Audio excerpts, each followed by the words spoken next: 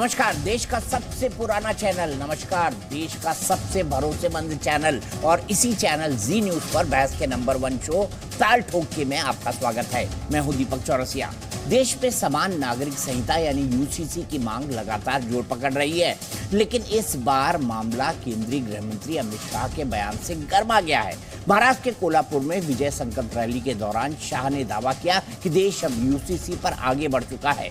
उनके इस बयान पर सियासी घमासान मच गया है, क्योंकि अमित शाह ने जो संकेत दिए उससे ये अटकलें लगाई जा रही हैं कि 2024 के चुनाव से पहले बीजेपी बड़ा मास्टर स्ट्रोक लगाते हुए यूसीसी लागू कर सकती है। अमित शाह ने ये कहकर सिविल कोड पर सियासत गरमा दी कि मोदी सरकार ने ट्रिपल तलाक खत्म कर मुस्लिम महिलाओं को अधिकार दिलाया। जम्मू कश्मीर से अनुच्छेद 370 और 35 को उखाड़कर फेंक दिया, तो अब एक देश में 2 निशान, 2 प्रधान और 2 विधान भी नहीं चलेंगे।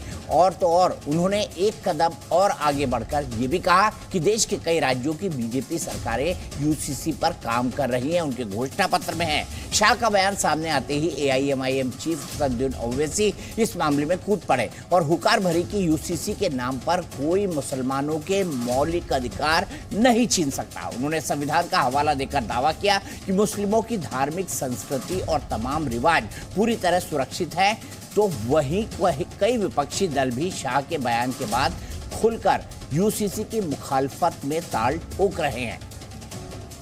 तो सवाल यहाँ पर क्या क्या है? क्या यूसीसी लाने की पूरी तैयारी कर चुकी है बीजेपी? क्या सिविल कोड बीजेपी का मिशन 2024 है? 2024 के महामुकाबले से पहले यूसीसी पर महासंग्राम क्यों? क्या बीजेपी का यूसीसी दांव पास होगा या फेल? और सिविल कोड अल्टीमेटम से कट्टरपंथियों को क्यों हो रही है टेंशन? इन्हीं तमाम मुद्दों पर हम ठोकेंगे ताल, लेकिन सबसे पहले अभी तक अपडेट।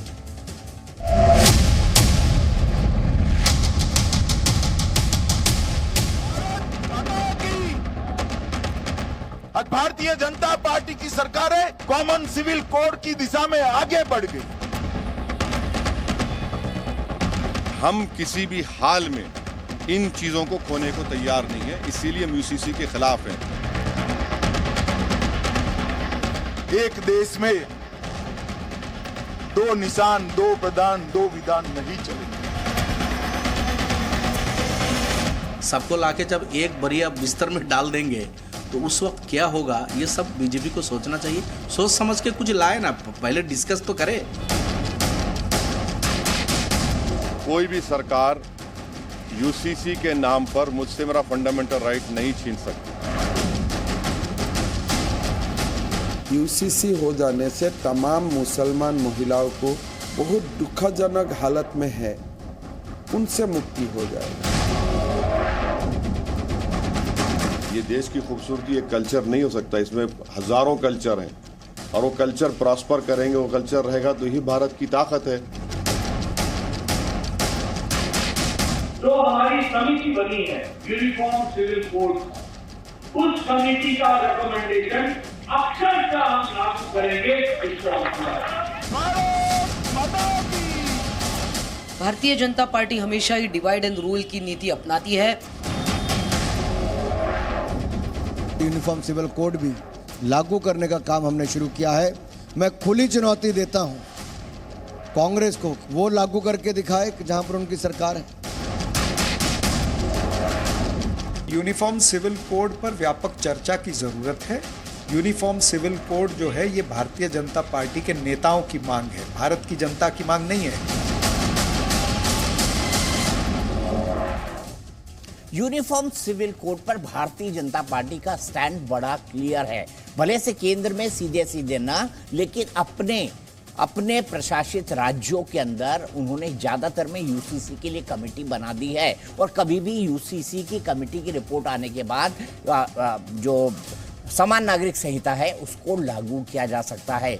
राजनीति इसी बात पर हो रही है कि 2024 के चुनाव से पहले बीजेपी ये क्या नया दांव चल रही है, तो फिर उसके तीनों एजेंडे पूरे हो जाएंगे। अयोध्या में राम मंदिर, कॉमन सिविल कोड और धारा 370 2 पर वो काम करके उनके बारे में जितने ऑब्स्टिकल्स हैं उनको दूर कर चुकी है। 2024 से पहले राम मंदिर भी बन जाएगा, 370 हटा दिया गया है, 35 से हटा दिया गया है। जैसे ही यूसीसी की बात आई कैसे भिड़े राजनीतिक विरोधी अमित शाह जी से, देखिए। आज भारतीय जनता पार्टी की सरकारें कॉमन सिविल कोड की दिशा में आगे बढ़ गई। और आप कभी सोचते थे क्या? नारा तो हम कभी सभी लोग लगाते थे, छोटे से तख्ते लगाते थे, जहां हुए बलिदान मुखर्जी वो कश्मीर हमारा है। एक देश में दो निशान, दो प्रधान, दो विधान नहीं चलेंगे। हमको प्रोटेक्शन मिलता हमारे रिलीजियस कस्टम्स का, कल्चर का और प्रैक्टिसेस का आर्टिकल 29 के तहत, जो एक अनफेटर्ड फंडामेंटल राइट है। और हम किसी भी हाल में इन चीज़ों को खोने को तैयार नहीं है, इसीलिए हम यूसीसी के खिलाफ हैं। अमित शाह ये बता दें, लव जिहाद और यूसीसी साथ चलेगा, लव जिहाद और डिस्टर्ब एरियाज एक्ट साथ चलेगा, लव और जो ज़मीन नहीं खरीदना हिमाचल प्रदेश का कानून और यूसीसी साथ चलेगा। तो इसी पर बड़ी बहस होगी। बड़ा मुद्दा है यूसीसी का विरोध क्यों? अगर देश में एक समान कानून सबके लिए हो गया तो मुसलमान जो हैं, मुस्लिम समाज जो है, जो इसका खुलकर विरोध कर रहा है, उन पर क्या क्या असर पड़ेगा?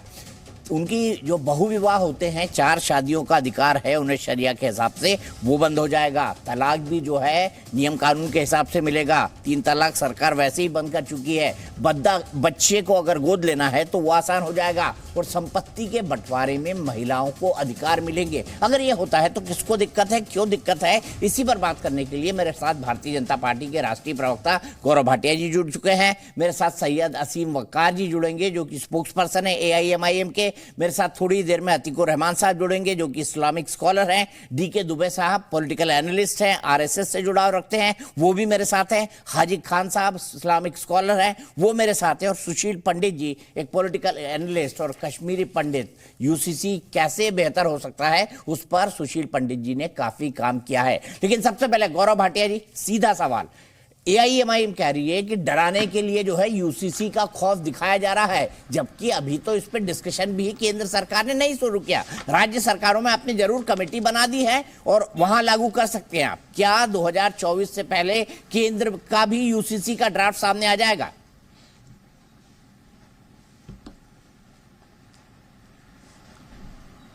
दीपक जी, सर्वप्रथम तो ये कहूंगा कि आपने ओवैसी जी के वक्तव्य से मुझसे सवाल पूछा। ये कभी मत भूलिएगा कि AIMIM वो पार्टी है जिसके नाम में मुस्लिमीन आता है। मुस्लिमीन मतलब हिंदुओं के लिए, ईसाइयों के लिए, सिख के लिए, बौद्ध के लिए, जैन के लिए, पारसी के लिए। ये लोग वो भाव नहीं रखते हैं जो मुसलमानों के लिए रखते हैं, और ये गैर संवैधानिक है। दूसरी बात, इसके अध्यक्ष जो हैं ओवैसी जी, वो अपने आप को बैरिस्टर कहते हैं, बड़े लॉयर हैं। लोगों को ऐसा लगता है, मेरा ये मानना है ये बैरिस्टर विदाउट ब्रीफ हैं। ये संविधान की शपथ तो लेते हैं, लेकिन संविधान को पढ़ते अपने अनुसार हैं। जो अनुच्छेद अच्छा लगे, अनुच्छेद 25, 26, 30, 31, माइनॉरिटी राइट्स की बात तो संविधान से ले लेते हैं, लेकिन अनुच्छेद 44 जो कि यूनिफॉर्म सिविल कोड की बात करता है, वो संविधान का पालन नहीं करेंगे, क्योंकि वो उनकी जो धार्मिक सांप्रदायिक राजनीति है उसको सूट नहीं करता है। तीसरी बात, मैं ये पूछना चाहता हूं, अनुच्छेद 14, 15 संविधान का है और अनुच्छेद 21 है, the right to live with dignity. 14 और 15 इक्वालिटी बिफोर लॉ, और लिंग के आधार पे, धर्म के आधार पे, जात के आधार पे और जन्म स्थान के आधार पे कोई भेदभाव नहीं होगा। आप मुझे ये बताइए, आज जो भी प्रवक्ता आए और कहे कि यूनिफॉर्म सिविल कोड नहीं आना चाहिए, उससे पहला सवाल जनता ये पूछती है, संविधान में जब लिखा हुआ है कि आना चाहिए तो आप क्यों कहते हैं नहीं आना चाहिए? क्या आप संविधान को सर्वोपरि नहीं मानते? दूसरी बात, अगर एक औरत को आप कहते हैं कि वो 3 और औरतें के साथ रहे और शौहर एक होगा, यहां पे अभी आपने बताया कि AIMIM के प्रवक्ता आएंगे, उनसे पूछेगा कि अगर उनके यहां पे कोई कहे कि भाई 3 और शौहर तुम्हारे साथ रहेंगे एक छत के नीचे, या यहां पे कभी अब मौलाना दिखाई दे रहे हैं, इनसे भी पूछेगा, तो क्या ये तैयार होंगे कि एक बीवी और 3 शौहर इनके साथ और एक छत के नीचे रहे। उसके अलावा जब जायदाद का बंटवारा होता है तो ऐसा क्यों है कि अगर कोई पुरुष और महिला हो उसके अलग अलग हिस्से बने? मैं समझता हूं समानता का अधिकार है। तो ये सारे सवाल हैं जो यूनिफॉर्म सिविल कोड लागू होने से ये पूरे तरह से निष्कर्ष के तौर पे सामने आएगा, एक सल्यूशन होगा। और इसीलिए आप कभी नहीं देखेंगे कि मुस्लिम महिला, जैसे ट्रिपल तलाक को अपराध बनाया तो मुस्लिम महिला बड़ी खुश थी, लेकिन जो मुसलमानों को वोट समझ के ठेकेदारी करते हैं वो लोग नहीं खुश थे। ऐसे ही यूनिफॉर्म सिविल कोड। ठीक है हाजी खान साहब, देखिए आपने कहा सीएए आ रहा है, मुसलमान को देश से बाहर निकाल दिया जाएगा। एनआरसी आ रहा है जो लागू ही नहीं हो रहा था, क्योंकि एनआरसी अभी तो रोल आउट ही नहीं हुआ है, असम को छोड़ के जहां सुप्रीम कोर्ट में किया है। आपने कहा कि मुसलमानों को देश से निकाल देंगे। मुझे बताइए, शाहीन बाग के बाद क्या आज तक कोई देश से निकला? और हर कानून के बनाने में सिर्फ मुसलमान ही विरोध क्यों करते हैं? मैं स्पेसिफिक सवाल आपसे पूछ रहा हूं। सिखों को कोई दिक्कत नहीं है, ईसाइयों को कोई दिक्कत नहीं है, पारसी को नहीं है, बौद्ध को नहीं है, जैन को नहीं है, किसी और धर्म के लोगों को नहीं है। देखिए दीपक जी, बात यह है कि गौरव जी जो कह रहे हैं, मैं ये पूछना चाहता हूं कि रामचंद्र जी की 3 माताएं थीं कि उनके 3 पिता थे कि नहीं थे? कहां आप चले गए? देखिए ये कहेंगे 2023 की बात करिए ना। 4 शादियों की इस्लाम इजाजत दे रहा है, कुरान इजाजत दे रहा है, इस्लाम दे रहा है। जब ये इस्लाम पर क्रिटिसाइज करेंगे तो हमें पहले भी जाना पड़ेगा। हम ये कह रहे हैं हमारे देश में यूसीसी लाने वालों, पहले धारा 371 खत्म करने वालों, पहले धारा 370 को खत्म करके 371 तो नॉर्थ ईस्ट से खत्म कर दीजिए। हम ये कह रहे हैं हम किसी संविधान के आने वाले कानून की विरोध नहीं करते, लेकिन ये देश में हिंदू और मुसलमान करके देश को अफरा तफरी की तरफ ले जाना चाहते हैं। गौरव भाटिया जी ये जब ये समाजवादी के स्पोक पर्सन थे, इनके वाइट निकाल के देखिए, ये इसके अपोजिट बातें करा करते थे। ये वो लोग हैं, ये बुला के लाए हैं एटमी हवाओं को, देश का ख्याल नहीं, देश के खुदाओं को देर इन्हें लगती नहीं, कुर्सियां बदलते हुए। ये वो लोग हैं जो कुर्सी की खातिर देश में अफरा तफरी हो। हम ये कहते हैं यूसीसी लागू करने से पहले हिंदुस्तान के जितने मज़ाहिब हैं, जितने धर्म हैं, उनके गुरुओं को बुलाइए, बात कीजिए। मतलब हाजी खान साहब, भारतीय जनता पार्टी जब चुनाव आता है, आपने 4 शादियां करी है क्या? माफ कीजिएगा, व्यक्तिगत सवाल पूछ रहा हूं, मैं आपसे सीधा सवाल पूछ रहा हूं, क्या आपने 4 शादियां करी है? क्योंकि इस्लाम इजाजत देता है। देखिए दीपक जी, इस्लाम की सुन लीजिए। कुरान में अल्लाह ताला कह रहे हैं, ए ईमान वालो, तुम्हें जो औरतें पसंद हो तुम उनसे 2-2, 3-3, 4-4 तिनका कर सकते हो, लेकिन शर्त लगाएगी, बशर्ते कि तुम उनके साथ एक सा मामला करो, और अगर ये भी ना करो तो तुम्हारे लिए बेहतर है कि एक ही निकाह करो। अल्लाह ताला ने ऐसे नहीं कहा कि 4 बीवी रखना आसान नहीं है, 2 बीवी रखना आसान नहीं है, उनके साथ हक तलबी करना जुर्म है, उनको पकड़ा जाएगा। इसलिए हिंदुस्तान में एक ही शादी करने की लोगों में रिवाज है। अगर किसी को 2 शादी, तो यही रिवाज को कानून में बदल दीजिए। आप क्यों चिल्ला रहे हैं कि नहीं 4? कोई नहीं, इस्लामिक कानून माने सर, तो फिर यूसीसी का विरोध क्यों? जब चुनाव, मैं कहता हूं धारा 370 खत्म होने के बाद कश्मीरी पंडितों को क्या फायदा हुआ? नोट अभी पूछ लेते हैं, सुशील पंडित जी से पूछ लेते हैं। सुशील पंडित जी, यूसीसी का विरोध क्यों? हाजी खान जी कह रहे हैं कि नहीं हमारे यहाँ तो सर एक ही शादी में की परंपरा है, हमने तो वही किया है क्योंकि अल्लाह ताला ने ऐसा कहा है। लेकिन फिर 4 की वकालत क्यों करते हैं? मुझे समझ नहीं आता। इसलिए कि वो कुरान में अल्लाह का हुक्म है, उसमें दखल अंदाजी हमारे संविधान कह रहा है। किसी के धर्म में आर्टिकल 29 आर्टिकल में कह रहा जा रहा है कि जो अपने धर्म के एतबार से, सर आर्टिकल 44 भी पढ़ लीजिए जो कहता है कि यूनिफॉर्म सिविल कोड आना चाहिए। सुशील पंडित जी, हाजी खान साहब एक एक करके बोलेंगे, बेहतर रहेगा। नहीं, देखिए, जिनकी जहनियत में अलहदगी हो, जो ये मान के चलते हो कि हमें अलग दिखना है, अलग करना है, अलग बोलना है, देश के साथ कदम से कदम मिला के, वक्त के साथ कदम से कदम मिला के नहीं चलना है। हमारी अलग बस्तियां हों, हमारे अलग मदारिस हों, हमारी हर चीज़ अलग हो, मुख्तलिफ हो, तो वो ये सब करेंगे और आपकी आंख में उंगली डालकर करेंगे।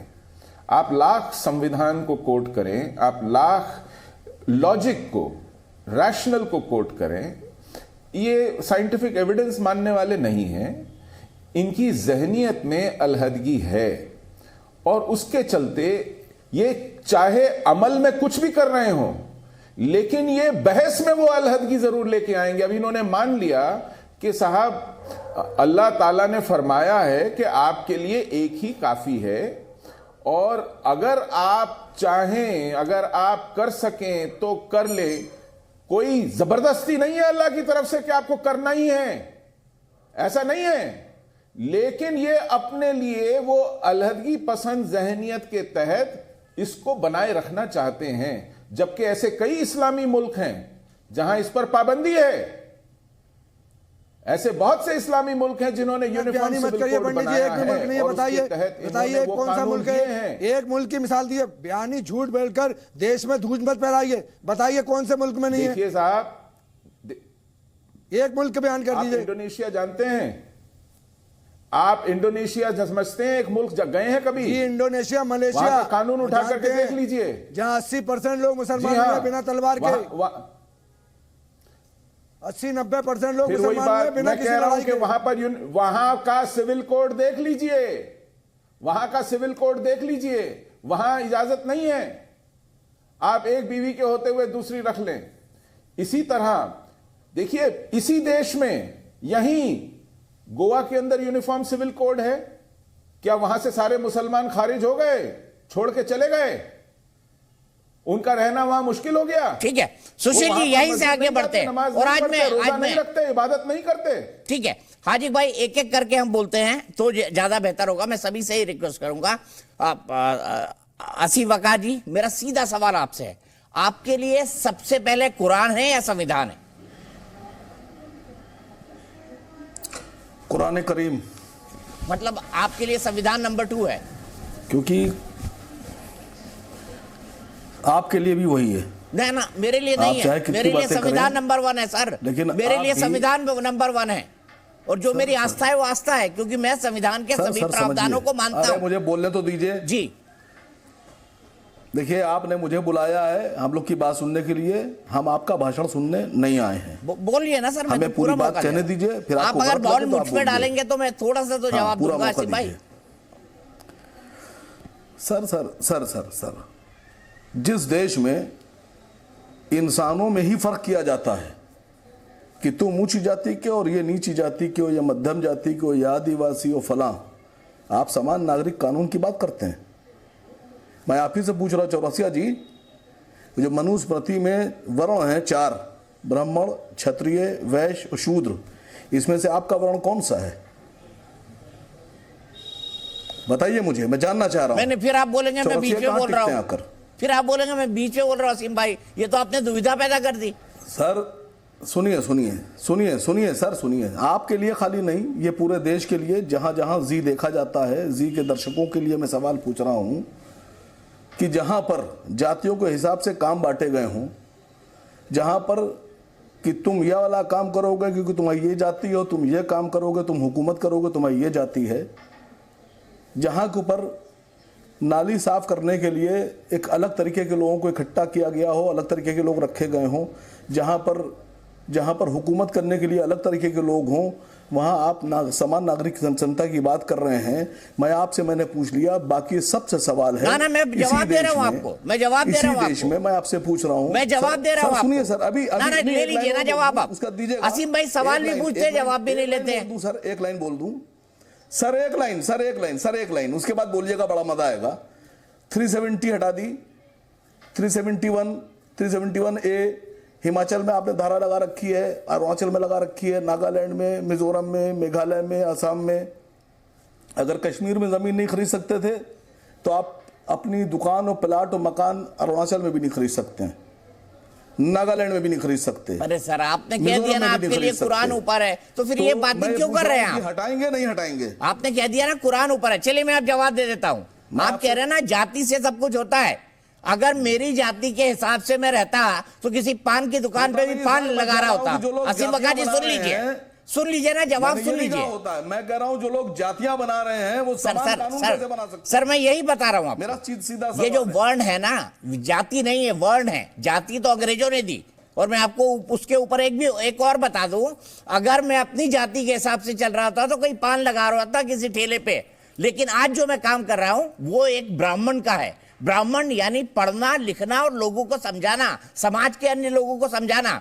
और मैं इसी जाति व्यवस्था से ऊपर उठ के इस वर्ण तक पहुंचा हूं। असीम वकार जी, और मैं ये नहीं कहता कि मेरे लिए हिंदू धर्म ग्रंथ रामायण या महाभारत पहले है, संविधान नहीं। मेरे लिए संविधान पहले है, बाकी चीजें बाद में। आपके लिए कुरान पहले होगी। लेकिन मैं इसी बात को डीके दुबे साहब के पास ले जाता हूं। अभी मैं आपको फिर मौका दूंगा, बहुत वक्त है ऐसे भाई हमारे पास, 6 बजे तक हमारी डिबेट चलती है। मैं सीधे डीके दुबे जी के पास आऊंगा। डीके दुबे जी, क्या कहेंगे असीम वकार की बात पे कि वो पहले कुरान पर भरोसा करते हैं, उसके बाद संविधान पर?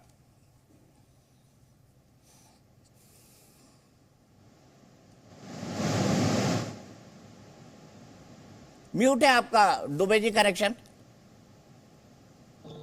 हाँ सॉरी, ये अभी आ रही है जी। ये इनका कैरेक्टर है और ये तो इन्होंने बिल्कुल एक्सप्लेन कर दिया और इन्होंने सच्चाई से कहा, इसके लिए इनकी तारीफ करनी चाहिए, क्योंकि बाकी भी सच्चाई से नहीं कहेंगे कि हम वो घुमा फिरा के कहेंगे, लेकिन इन्होंने सच्चाई से कहा कि हमारे लिए कोई कुछ नहीं है, कुरान के अलावा कुछ नहीं। अगर वो मारकाट बताती है तो मारकाट इनको करना है, बाकी कुछ नहीं करना। लेकिन इन्होंने जो जाति व्यवस्था की अभी बात कही, तो आप मुझे बताइए कि आज के संविधान में जाति व्यवस्था को समाप्त किया गया है और संविधान किसी भी प्रकार के डिस्क्रिमिनेशन को स्वीकार नहीं करता। और इस संविधान में यह तक कहा गया है कि अस्पृश्यता अगर कहीं पर आती है तो वो जुर्म है और उसको जेल जाना चाहिए। साथ में ये कहते हैं कि पहले ऐसा था। आज का संविधान ये कहता है कि अगर कोई कस्टमरी लॉ है या कोई कस्टम है और संविधान के पास होने के बाद वो कस्टम फंडामेंटल राइट के अगेंस्ट में जाता है तो वो कस्टम शून्य होता है। अगर 4 विवाह कोई कस्टम है तो वो कस्टम इस संविधान के पास होने के बाद शून्य हो जाना चाहिए, क्योंकि आर्टिकल 14 इक्वलिटी की बात करता है।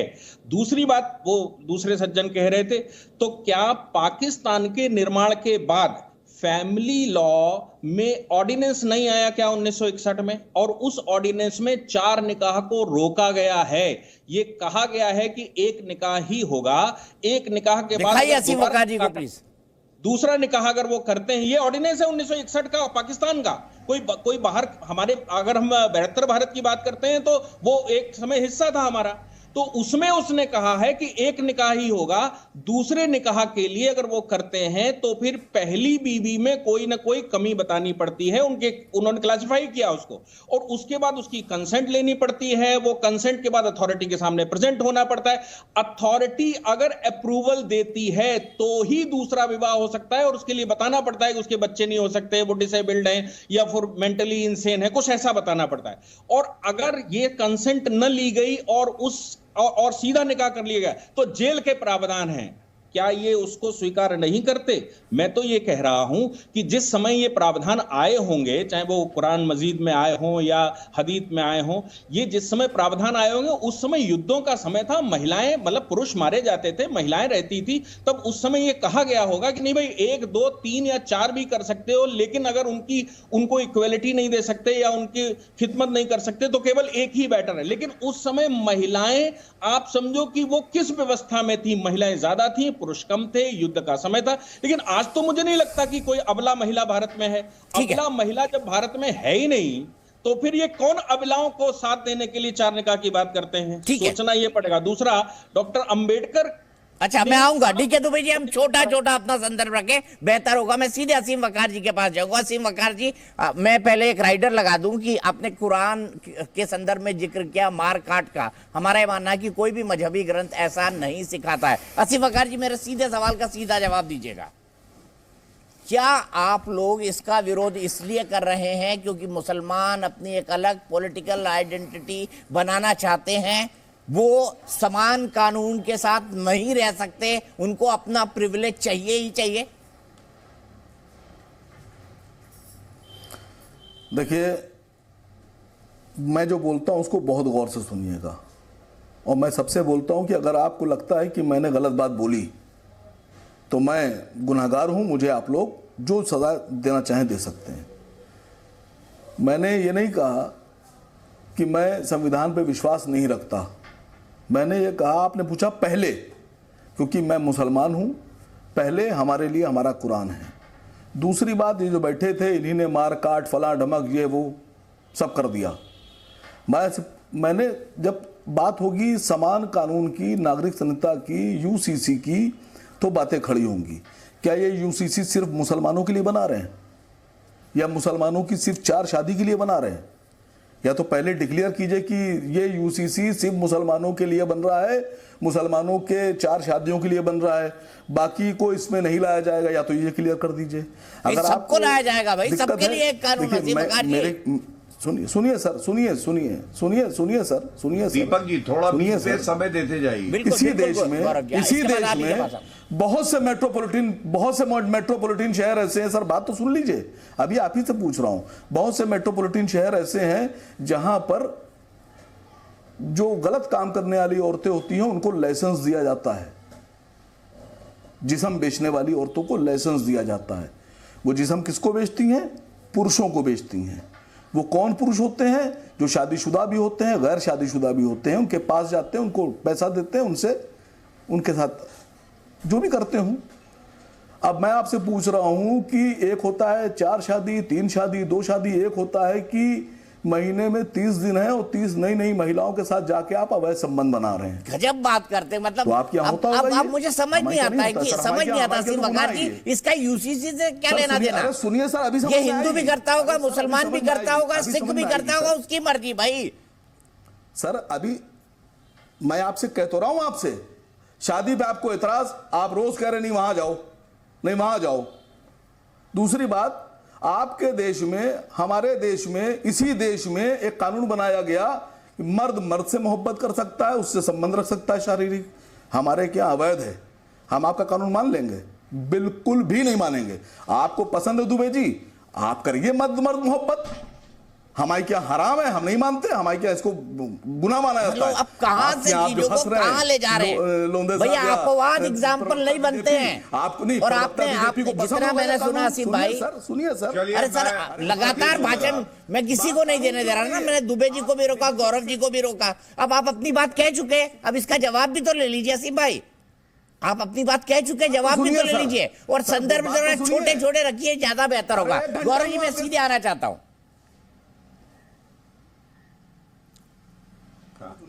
आपकी आवाज कट रही है आसिफ वकार जी, आपकी आवाज नहीं आ रही है। आप रुक जाइए, मैं आपके पास आता हूं, तुरंत आता हूं। मैं सीधे गौरव भाटिया जी के पास चलता हूं। गौरव भाटिया जी, संविधान नहीं कुरान, क्योंकि मैं मुसलमान हूं, क्या कहेंगे इस पर? देखिए, इस पे इतना ही कहूंगा कि खुद ही एक्सपोज हो गए। और जिस्म बेचने वालों की बात कर रहे थे, बहुत ही घटिया उदाहरण दिया। लेकिन जिस्म बेचने वाला तो हो सकता है ईमानदारी से ये कार्य कर रहा हो, ईमान बेचने वाला जो संविधान की शपथ ले और उसके बाद पलट जाए, मैं समझता हूं वो सबसे बड़ा अपराध है। और इसीलिए अनुच्छेद 44 ओवैसी जी को पढ़ना चाहिए। यूनिफॉर्म सिविल कोड की बात करता है, लागू होना चाहिए। और देखिए, ओवैसी जी की ज्यादा चिंता मत किया करिए। मैं आपसे बताऊं दीपक भाई, मुझे याद आता है अनुच्छेद 370 2019 के चुनाव से पहले का वक्तव्य है ओवैसी जी का। इन्होंने कहा था अनुच्छेद 370 हटा के दिखाइए, हम देखेंगे, हट ही नहीं सकता है, असंभव है। उसके बाद मोदी जी, अमित शाह जी गृह मंत्री, इच्छा शक्ति दिखाई, हट गया। क्या कर पाए? अरे भैया, लोकतंत्र में जो ताकत है सबसे बड़ी, वो है लोगों की ताकत, जनता के आशीर्वाद की ताकत। और लोकतंत्र ऐसे ही चलता है।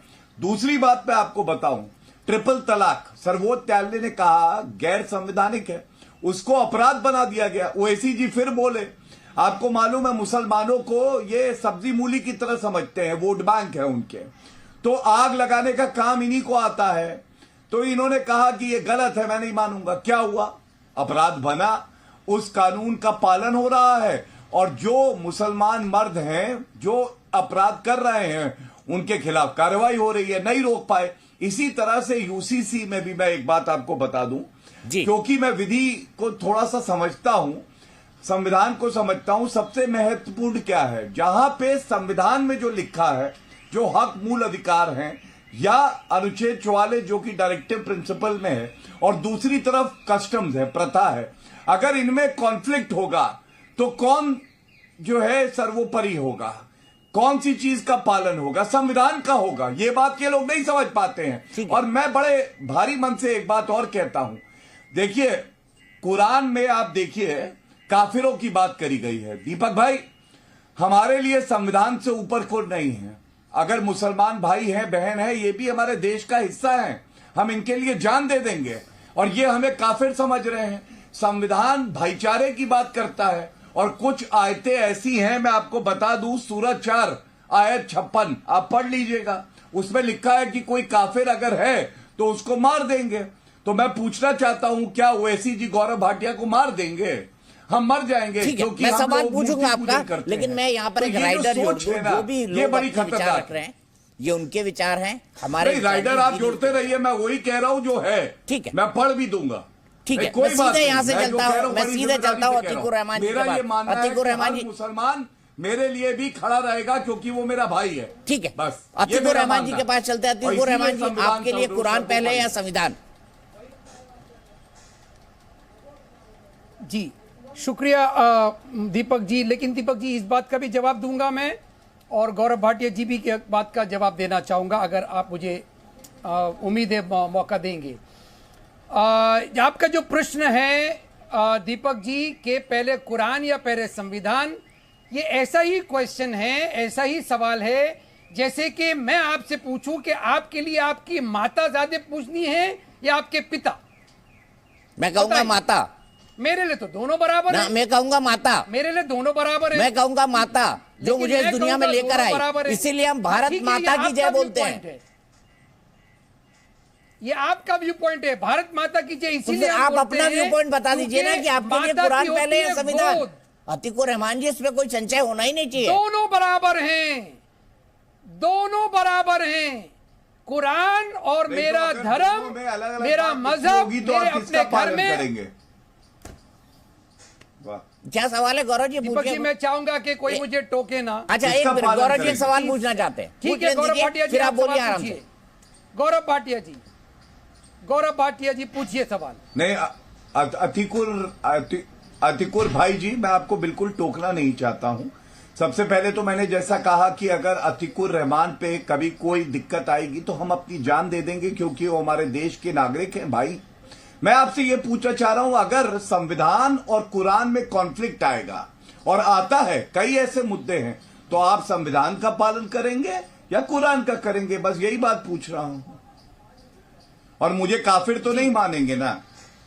ठीक है, यस गौरव भाटिया जी, आप बिल्कुल भी मेरे लिए काफिर नहीं हैं, कुरान के हिसाब से भी आप काफिर नहीं हैं, और उसकी बहुत सारी वजह हैं। मैंने दीपक जी को लास्ट डिबेट में भी इससे पहले कहा था कि एक सेपरेट डिबेट रख दीजिए, और मैं साबित कर दूंगा कि हमारे हिंदू भाई, हमारे इंडिया के, भारत के हिंदू भाई काफिर नहीं हैं, और ये धिम्मी है। और इन धिम्मियों के लिए हुजूर प्रॉफेट मोहम्मद ने कहा है कि अगर किसी मुसलमान ने गौरव भाटिया जो कि धिम्मी हैं, अगर उनको नुकसान पहुंचाया तो हशर के मैदान में हुजूर का हाथ आपके सर पर होगा, गौरव भाटिया के सर पर होगा।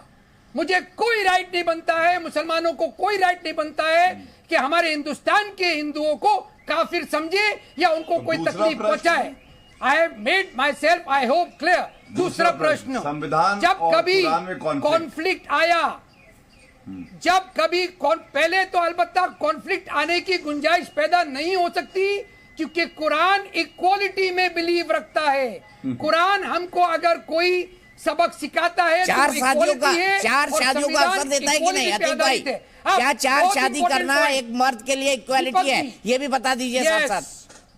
Very good, very good, very good. Deepak ji, हम जितना भी बात कर रहे हैं यूनिफॉर्म सिविल कोड को लेकर, हम सिर्फ और सिर्फ पॉलिटिकल चश्मे से देख रहे हैं। सुप्रीम कोर्ट ने सिर्फ एक बात कही है हमको, यूनिफॉर्म सिविल कोड इसीलिए आना चाहिए कि हमारे धार्मिक लोग धर्मों के आधार पर, कुरान के आधार पर, शास्त्रों के आधार पर हमारी महिलाओं को पीड़ित करते हैं, और जहां पीड़ा होगी वहां इनइक्वालिटी होगी, और इनइक्वालिटी को हमको उखाड़ के फेंकना है। कोई धर्म और कोई शास्त्र, कोई कुरान इनइक्वालिटी बर्दाश्त नहीं कर सकता। और यूनिफॉर्म सिविल कोड, तो फिर 4 शादियां क्यों होती है? क्या 4 शादी एक मर्द की करना इक्वालिटी है? नहीं, वो नहीं, एक और है, फिर एक और प्रश्न। Very good, very good, very good, very good. Conclude करिए, अतीक भाई भी हाथ उठा रहे हैं। अल्लाह एक लाइन का आंसर है, अल्लाह ताला ने उन लोगों को मना किया है 4 शादी कतई ना करें, 2 ना करें, 3 ना करें, 4 ना करें, क्योंकि तुम इक्वालिटी मेंटेन नहीं कर पाओगे। तो फिर यूसीसी आए तो दिक्कत क्या है आपको? सिर्फ एक, फिर तो यूसीसी आने का समर्थन करना चाहिए आपको। मैंने कहा पॉलिटिकल चश्मे से gender justice and gender equality based UCC is welcome. ठीक है, gender equality based UCC is welcome. Atiqur Rahman ji, लेकिन आपने जवाब नहीं दिया। कुरान या संविधान में अगर कॉन्फ्लिक्ट आ गया तो किसकी मानेंगे, कुरान की मानेंगे या संविधान की? साफ मैंने जवाब दिया, पहले तो कॉन्फ्लिक्ट आएगा ही नहीं, क्योंकि कुरान भी इक्वालिटी पे बेस्ड है। अरे अभी आज हाजिक साहब ने कहा मैं 4 शादियां करता हूं, मेरे को कोई दिक्कत नहीं है। हाजिक भाई ने कहा, वकार भाई भी हाथ उठा रहे। एक छोटा सा जवाब सुशील पंडित जी का, उनका हाथ पहले उठा था। सुशील पंडित जी, मैं जानना चाहूंगा, अतीक भाई कह रहे हैं कि जेंडर इक्वालिटी के लिए यूसीसी आए तो कोई दिक्कत नहीं है, मतलब वो यूसीसी के समर्थन में है। लेकिन अतीक भाई और हाजिक भाई अपनी स्थिति साफ कर चुके हैं। जी, मैं रहमान साहब का बहुत एहतराम करता हूं और उनकी जो ख्याल हैं उनका स्वागत होना चाहिए। उन्होंने एक लफ्ज़ इस्तेमाल किया, धिम्मी। मुझे इस पर आपत्ति है। धिम्मी लफ्ज़ जो है वो ऑटोमन एम्पायर जब खलीफा हुआ करते थे तुर्की में, उनकी क़यादत में और उनके साम्राज्य में रहने वाले गैर मुसलमानों को धिम्मी कहा जाता था और उनको बचाए रखने, उनकी हिफाजत करने के एवज में उनसे जिजिया वसूला जाता था। हम यहां किसी खलीफत की हिफाजत में नहीं है जो हम धिम्मी हों, और ना ही हम जिजिया देने वाले हैं किसी को उस हिफाजत के एवज में।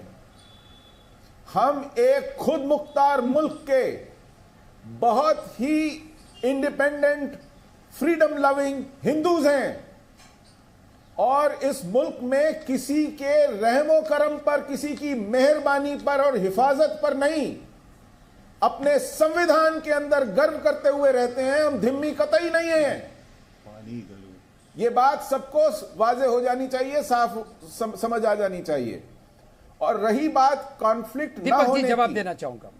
ये अच्छा होगा कि आप संविधान में और कुरान में कॉन्फ्लिक्ट न देखें, और पब्लिक अफेयर्स में, सोशल अफेयर्स में, पॉलिटिकल अफेयर्स में संविधान की सुपीरियॉरिटी को, उसकी अक्सरियत को माने।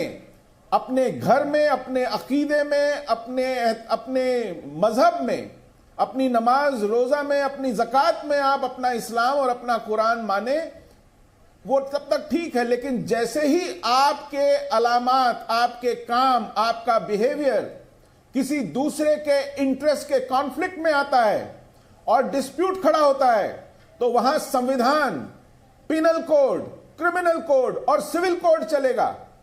वहां आपके इंडिविजुअल अकीदे की बात नहीं आएगी।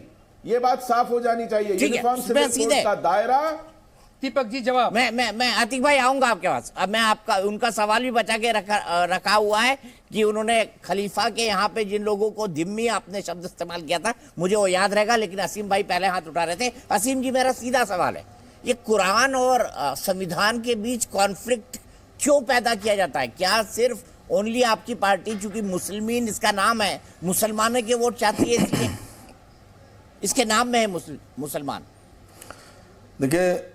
देखिए, कुरान को पहले समझिए, और समझिए अक्लमंदों से जिनको कुरान खुद आता हो।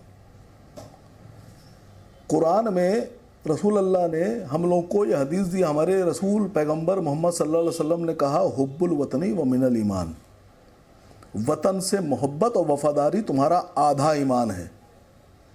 और आधे ईमान में बाकी जितने भी हमारे आधा ईमान आप मानते हैं? 50% में पूरा बिल्कुल एक कुरान है, ये इस्लाम है। अभी आपने कहा कि कॉन्फ्लिक्ट, जिस आदमी की ये मिजाज और जिस आदमी का ये मजहब होगा कि आधा ईमान हमारा जो है वो वतन से मोहब्बत और वतन परस्ती है, उस आदमी से सवाल ही नहीं बनता। दूसरी बात, मैं आपसे साफ साफ बोल रहा हूं, क्या 4 शादी के लिए ही कानून आ रहा है?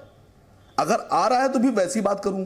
देखिए, आपने कहा यूसीसी, मैं बहुत साफ साफ पूछ रहा हूं कि हरियाणा में आप गाय पे आदमी मार डालेंगे और गोवा में आपकी मां को बीजेपी की सरकार में काट के खाया जाएगा।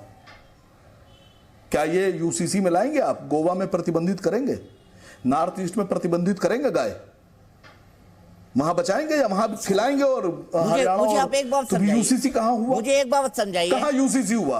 अच्छा, क्या देश में शरिया लागू कर दें? हरियाणा में आप गाय को मां मान रहे हैं ना, अब आप गोलपोस्ट बदलते जा रहे हैं। आपके पास यूसीसी यूसीसी के विरोध में कोई तर्क नहीं है तो आप गोलपोस्ट बदल रहे हैं।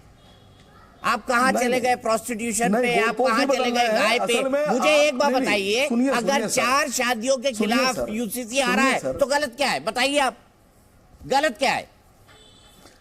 गाय बड़ा है 4 शादी नहीं, गाय बड़ी है 4 शादी बड़ी। फिर गोलपोस्ट बदल दिया आपने, फिर गोलपोस्ट बदल दिया आपने। पहले तो ये तय कर लीजिए, फिर गोलपोस्ट बदल दिया आपने। आपके लिए आपके पास या 4 शादी यूसीसी के विरोध में तर्क नहीं है। अच्छा चलिए बता दीजिए, क्या कुरान और संविधान में कॉन्फ्लिक्ट है क्या? ये बता दीजिए हाँ या ना, कुरान और संविधान में कॉन्फ्लिक्ट है क्या? दीपक चौरसिया जी, आप, गौरव भाटिया, बाकी और जो यहाँ बीजेपी लोग बैठे हैं मैं उनसे पूछ रहा हूँ, दुबे जी आप सब मिला के बताइए कि गाय को बचाना जरूरी है, 4 शादी जरूरी है? चलिए जवाब ले लेते हैं। गौरव भाटिया जी बताइए, गाय को बचाना जरूरी है या 4 शादी रोकनी जरूरी है? बताइए। और दुबे जी यही सवाल आप ही होगा। हालांकि मेरा यह मानना है गोल पोस्ट बदल रहे हैं वकार साहब।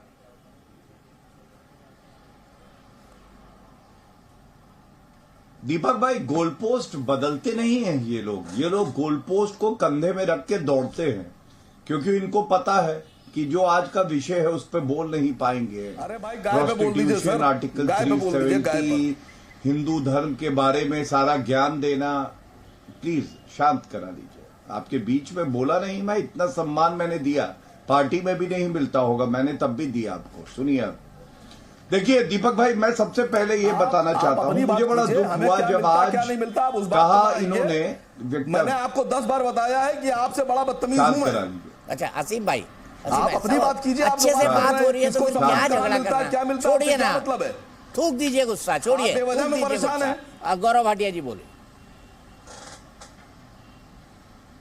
धन्यवाद। देखिए सबसे पहले बड़ा दुख हुआ, सभी दर्शकों को आज बड़ा दुख हुआ होगा। अगर हमसे पूछेंगे दीपक भाई, आपसे पूछेंगे, अब्दुल कलाम साहब से पूछा होता, अब्दुल हमीद जी से पूछा होता, तो उन्होंने कहा होता मैं पूरा वतन परस्त हूं। भारत के आगे क्या है भाई?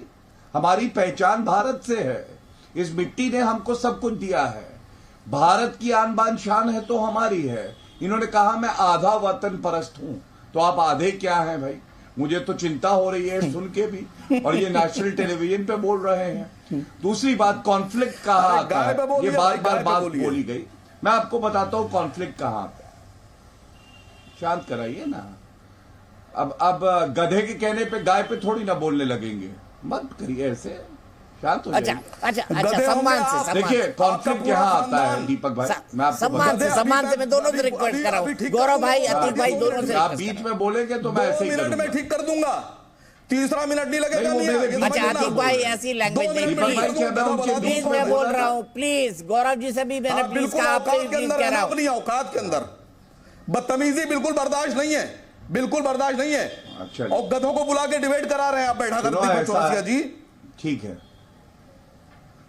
क्या हटा लीजिए, क्या सुनाओगे तुम मुझे? इनको हटा दीजिए भाई, बुरा मान रहे हैं। तुम मुझे सुनिए दीपक भाई, मैं पहले एक बात आपसे कहूंगा, इस तरीके से नहीं, प्लीज दोनों से रिक्वेस्ट कर रहा हूँ, मैं दोनों से रिक्वेस्ट कर रहा हूँ। सीधी बात तो बुरा ही लगेगा मुझे। Sorry Aseem Waqar ji, please. गधे की बात का बुरा ही माना जाता है। नहीं, गधों की बात नहीं सुनते हम।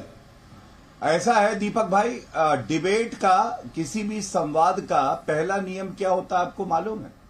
जब दूसरा व्यक्ति बोले, चाहे आप उससे सहमत ना हो, आप सुने, और हम लोग लिखते हैं अपने पॉइंट, हमारी बारी आती है, हम बोलने लगते हैं। दर्शकों को अच्छा लगता है, उनके दिल जीतते हैं अपने असूलों पे, अपने वाक्यवाणी से। तो इन लोगों को कष्ट हो जाता है, बीच में कूद पड़ते हैं और चर्चा को इधर उधर ले जाते हैं। आपने बार बार इनसे पूछा, कॉन्फ्लिक्ट होगा, अगर विरोधाभास होगा संविधान में और किसी भी धर्म ग्रंथ में, तो क्या होगा? इन्होंने आपको नहीं कुछ बताया, मैं आपको बताता हूं दिक्कत कहां आती है। आपको शाहबानो का केस याद करना चाहिए। एक 65 साल की महिला को भत्ता महीने का मिलने लगा 180 रुपए। इनको दिक्कत हो गया। राजीव गांधी प्रधानमंत्री थे, तुष्टीकरण की राजनीति करने के लिए मुसलमानों का वोट कैसे मिले, एक कानून आया और उसमें कहा गया कि नहीं, ये भत्ता नहीं मिलना चाहिए। अब आप मुझे बताइए, संविधान कहता है मिलना चाहिए और इन्होंने कहा कि नहीं मिलना चाहिए। दूसरी बात, बेटा हो या बेटी हो बराबर है ना दीपक भाई, किसी भी धर्म में हो, मैं कह रहा हूं हिंदू में हो मुस्लिम में हो। आप देखिएगा इनका सूरा 4 और आयत 11 वो कहता है कि बेटे को दुगना संपत्ति का स्वामित्व होगा। मैं पूछना चाहता हूं बेटी को क्यों नहीं होगा? और क्या कुरीतियां हमारे धर्म में नहीं थी? मुझे तो गर्व है इस बात का कि अगर कोई कुरीति आई, जैसे सती प्रथा थी, सती प्रथा को बदला गया, लेकिन हिंदू समाज ने कहा यह बदलाव जरूरी है, ये अंदर से बात आई। इसी तरह से कुरीति कहीं भी हो सकती है, लेकिन एक बड़े पक्ष को बाहर आना होगा मुस्लिम समाज के और कहना होगा कि महिला केवल बच्चे पैदा करने के लिए नहीं है, जैसे कई मौलाना कह देते हैं। उनकी भागीदारी भारत को आगे बढ़ाने में भी उतनी। मैं सीधे इसका जवाब अतीकुर रहमान जी से लेता हूं और फिर मैं हाजिक भाई के पास जाऊंगा। अतीक जी, आपको सुशील जी की बात का जवाब देना है। धम्मी शब्द का इस्तेमाल किया, अगर मैं गलत नहीं हूं। और दूसरी बात, डॉक्टर अंबेडकर ने भी अपनी किताब थॉट्स ऑन पाकिस्तान में लिखा था कि मुसलमान समाज में जो कुरीतियां हैं, हिंदू समाज में भी है, लेकिन वो उसको दूर करने की कोशिश करते हैं। उन्होंने 1935 में लिखा। लेकिन मुसलमान समाज जो है कुरीतियों को खत्म करने के नाम पर और कट्टरपंथी हो जाता है। ये उनका एग्जिट कोड है, आप ढूंढेंगे नेट पे मिल जाएगा। ऐसा क्यों? देखिए दीपक जी, ये सारे मामले बहुत डिटेल में समझाने वाली बात है। मैं कोशिश करूंगा कि बहुत ही संक्षेप में इनकी बात करी जाए। सबसे पहले सुशील जी, मैं आपकी इज्जत करता हूं। धिम्मी जो लफ्ज इस्तेमाल हुआ है, आपने ऑटोमन एम्पायर का एग्जाम्पल किया, मैं तो उस हदीस का हवाला दे रहा हूं जहां प्रॉफिट मोहम्मद ने, यस ये जरूरी है कि जब आप एक कॉन्ट्रैक्ट के तहत किसी दूसरे धर्म वालों को अपने अंदर लेते हैं, और जो आपने जिजिया का जिक्र किया, तो क्या जिजिया अगर हिंदू पे करेगा तो मुसलमान टैक्स और ज़कात पे नहीं करेगा? भाई सारे सिटीजन जो स्टेट के होते हैं वो किसी ना किसी तरह का तो जिजिया या टैक्स पे करते हैं। तो ऐसा तो मतलब आप सुशील पंडित और मुझे आपको टैक्स भी देना पड़ेगा? नहीं नहीं नहीं नहीं Deepak ji please, Deepak ji please please. सबसे पहली बात तो हमारी ये इस्लामी हुकूमत नहीं है, संविधान के तहत हमारी हुकूमत चलती है, यहाँ पर ये चीजें आती नहीं है। सुशील जी, मैंने सिर्फ हवाला इस हिसाब से दिया कि गौरव भाटिया जी ने कहा कि काफिरों को मारने का हुक्म है, और मैं फिर आपसे दीपक जी दरखास्त करता हूं, रिक्वेस्ट करता हूं, एक सेपरेट डिबेट रखिए, उसके अंदर मैं आपको बताऊंगा कि हमारे हिंदू भाई काफिर नहीं हैं, लेकिन आप ये नहीं करते। प्लीज सोचिए इसके बारे में। दूसरी बात, गौरव भाटिया जी, गौरव कौन है? यस, आपके बहुत अच्छी बात है, कौन है? लेकिन पूरा 1 मिनट लूंगा, आपके मुताबिक काफिर पूरा 1 मिनट लूंगा सुशील जी, जी पूरा 1 मिनट लूंगा जी, प्लीज। दीपक जी इजाजत है? हाँ बोलिए बोलिए, फिर मैं दुबे जी के पास जाऊंगा, बहुत देर से इंतजार कर रहे हैं वो। धन्यवाद। और हाजिक भाई भी बहुत बहुत बहुत धन्यवाद। वो लोग काफिर थे, मक्का के लोग, जिन्होंने प्रॉफेट मोहम्मद की हिजरत के बाद, माइग्रेशन के बाद भी उनको मारने की साजिशें की। बहुत देर के बाद में जब सहाबा प्रॉफेट से पूछते थे कि हम वो लोग हथियार लेकर जंग की तैयारी कर रहे हैं, आप हमको लड़ने का हुक्म क्यों दे रहे हो, प्रॉफेट मोहम्मद खामोश रहे। बहुत अरसे के बाद ये वही नाजिल हुई कि जो लोग आपसे जंग करना चाहते हैं आप उनसे जंग करें, जो लोग आपको मारने की साजिश कर रहे हैं, आपसे जंग करके आपको मारना चाहते हैं, उन पर आप हमला करें और उनको मारें। दूसरी इंपॉर्टेंट बात, वो मक्का के लोग जिनके हजारों देवी देवता होते थे, कोई स्क्रिप्चर नहीं था, दीपक जी अंडरलाइन करने वाली बात, उनके पास कोई स्क्रिप्चर नहीं था, कोई वेदा नहीं थे, कोई ग्रंथ नहीं थे। हमारे हिंदू भाइयों के बाद सेवरल स्क्रिप्चर्स हैं, वेदा हैं, ग्रंथ हैं, और हमारे हिंदू भाइयों की देवी देवता आपस में लड़ा नहीं करते। वो ट्राइबल अरेबिया के देवी देवता आपस में 50-50, 100-100 साल की डिक्लेयर्ड वॉर किया करते थे। इसीलिए ये काफिर नहीं है, इनको मारने का हुक्म कतई नहीं है। बल्कि मैंने जैसा कि कहा, अगर किसी नॉन मुस्लिम को, अगर किसी धिम्मी को किसी ने नुकसान पहुंचाया मुसलमान ने, तो प्रॉफिट मोहम्मद का हाथ ठीक है। उनका सर हाजी पर खान होगा का उठ रहा है। और हाजी खान, लानत ये होगी उस बताइए मुसलमान काफिर पर। कौन है फिर? काफिर कौन है हाजी साहब? देखिए दीपक जी, बात जैसे अभी अतीक साहब बता रहे थे कि जब प्रॉफिट मोहम्मद सल्लल्लाहु अलैहि वसल्लम ने इस्लाम का ऐलान कर दिया और पहाड़ी पे चढ़ के लोगों की दावत की, गोश्त खिलाया, दूध पिलाया, और आपने कहा या नास कूलू ला इलाहा इल्ला तुफ्लिहून, ए लोगों कलमा पढ़ लो कामयाब हो जाओगे। तो सबसे पहले घर का उसका अल्लाह के प्रॉफिट मोहम्मद सल्लल्लाहु अलैहि वसल्लम के चचा अबू लहब ने विरोध कर दिया। रही बात कि 13 साल तक पिटाई की अरब के लोगों की, प्रॉफिट मोहम्मद सल्लल्लाहु अलैहि वसल्लम पर जो ईमान ला रहे थे उनको मारा जा रहा था, और इनको हाथ उठाने के लिए ये जगह हजरत बिलाल को हजरत खब्बाब को आग के अंगारों पर लटाया जाता था, पत्थर रख दिया जाता था, हजरत बिलाल को गर्म रेत में चिल्ला दिया जाता था नंगा, और उनकी चट्टान रख दी जाती थी। 13 साल मक्की जिंदगी में साहबा की पिटाई होती रही। फिर अल्लाह का हुक्म आया कि आप हिजरत करके चले जाओ। जब हिजरत करके मदीना चले गए तो 2.5 साल तक, जैसे अभी अतीक साहब बता रहे थे कि 2.5 साल तक चढ़ाई करते रहे, लड़ाई करते रहे, उनके ऊपर उनके काफिलों को रोकते रहे। तब अल्लाह ताला ने 15.5 साल के बाद हुक्म दिया कि ऐ मोहम्मद सल्लल्लाहु अलैहि वसल्लम, ये कुफार मुशरिकीन जो आपको परेशान कर रहे हैं, अब इनके खिलाफ आप जंग कीजिए और इनके खिलाफ तलवार उठाइए। और जब फतेह मक्का हुआ, ये आयत जो पेश कर रहे हैं गौरव भाटिया जी, फतेह मक्का हुआ, फतेह मक्का में जिनसे मुआहिदा था उनको कहा कि जब तक मुआहिदा है उनसे कोई लड़ाई नहीं होगी, और जिन्होंने आपके खिलाफ तलवार नहीं उठाई उनसे कोई नहीं लड़ाई होगी, और जो आपके अमन में आ जाए उनसे कोई लड़ाई नहीं होगी, और जो आपके खिलाफ तलवार उठा के आए उससे लड़ना है। ये झूठा प्रचार करने से इस्लाम को न कोई दुनिया, इस्लाम सूरज के मानंद है, इस्लाम दुनिया के रोशनी दे रहा है, और इसीलिए 1444 साल में पूरी दुनिया में इस्लाम फैल गया। इस्लाम किसी मजहब, और दूसरी बात में ना जल्दी से बताइए हाजी साहब, आज की दुनिया में काफिर नहीं है कोई? नहीं, देखिए काफिर, मेरा बेटा अगर इस्लाम से चला जाएगा वो कुफ्र की तरफ चला गया, वो इस मुसलमान जो मुर्तिद हो गए वो कुफ्र की तरफ, वो एक कंसेप्ट है इस्लाम का। इस्लाम अगर इतनी अच्छी बातें हैं तो जैसे बाकी सीरियल बने रामायण महाभारत, इसको भी किसी से समझवा दीजिए ना, आदमी समझ जाएगा। दुबे जी की बात का, और कुरान ये कह रहा है कि किसी एक इंसान ने इंसान, गौरव भाटिया जी को दिखा रहे, गौरव जी क्या है ये? अल्लाह ये कह रहा है कि किसी इंसान ने किसी मानव का, किसी मनुष्य का कत्ल कर दिया, वो ऐसा है जैसे सारे इंसानियत। गौरव जी क्या है ये? और किसी इंसान ने किसी इंसान की जान बचा ली, वो ऐसा। अच्छा हाजी भाई रुक जाइए, अब रुक जाइए। भारत का संविधान, दीपक जी इनका, गौरव भाटिया जी, ठीक है, दुबे जी और उसके बाद अतीक जी। दुबे जी क्या कहेंगे? गौरव जी आप कुछ जोड़ना चाहते हैं यहाँ पर? मुझसे सवाल कर रहे थे। मैं अपनी बात, हाँ मैं एक बात बस कहना चाहता हूं। मेरा पहली बात तो अतीकुर भाई ने कहा कि वो मुझे काफिर नहीं मानते हैं, मैं धन्यवाद देता हूं, मेरे भाई हैं, मैं आपके लिए जान दे सकता हूं, और ये उम्मीद है कि आप भी किसी और भारतीय के लिए हमें धिन्नी गिन्नी पिन्नी मत बुलाइए, गिन्नी है डिन्नी है, हमें क्या मतलब है भाई, हम भारतीय हैं। हमें आप कहिए कि भारतीय भाई के लिए आप हर धर्म ग्रंथ को पीछे छोड़ देंगे, संविधान जो भाईचारा समझाता है उसका पालन करेंगे। और संविधान से ही मैं पढ़ रहा हूं, सवाल केवल इतना है कि संविधान में अगर लिखा है article 44, uniform civil code for the citizen, the state shall endeavour to secure the citizens a uniform civil code throughout the territory of India, ये संविधान कहता है। इसका पालन अतीकुर, सैयद वकार और वहां पे एक और मौलाना जी हैं, ये करेंगे या नहीं करेंगे, ये हमारा संविधान कहता है। ठीक है, अतीक भाई जवाब दे दीजिए, और माफ कीजिएगा, असी वकार जी जवाब दे दीजिए, जवाब दे दीजिए। गौरव भाटिया ने 44 पढ़ा के सुनाया।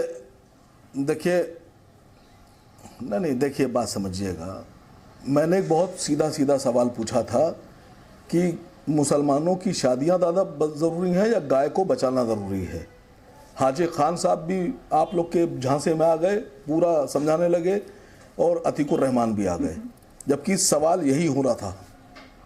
देखिए मैं बताऊं आपसे, आप अगर यूसीसी की बात कर रहे हैं तो पूरी तरीके से होगी ना, कि खाली एक धर्म विशेष के लिए बात करेंगे। आप कह रहे 4 शादी, इसी देश में पॉलीएंड्री भी है, इसी देश में पॉलीगैमी